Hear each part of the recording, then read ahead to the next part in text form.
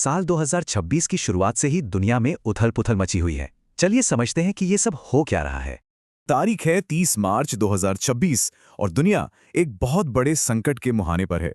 तो सवाल ये है कि सिर्फ 5 हफ्ते पुराने एक युद्ध ने पूरी दुनिया को कैसे हिला दिया है।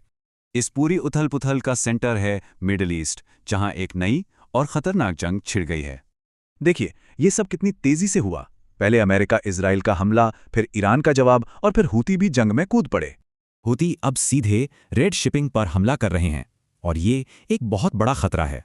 और बात यही नहीं रुकी, ईरान ने युद्ध विराम का ऑफर ठुकरा दिया है, मतलब बातचीत के रास्ते बंद हैं।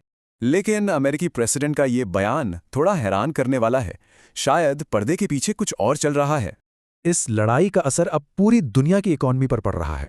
सोचिए, दुनिया का 20% तेल हॉर्मुज़ स्ट्रेट से गुजरता है और अब ये रास्ता खतरे में है। इसका मतलब ये है कि ये जरूरी रास्ता कमर्शियल ट्रैफिक के लिए लगभग बंद हो चुका है।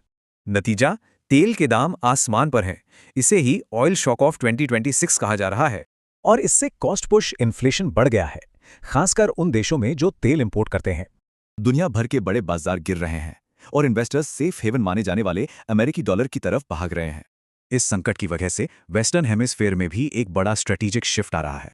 अमेरिकी विदेश नीति इस साल बहुत तेजी से बदली है। ये टाइमलाइन यही दिखाती है।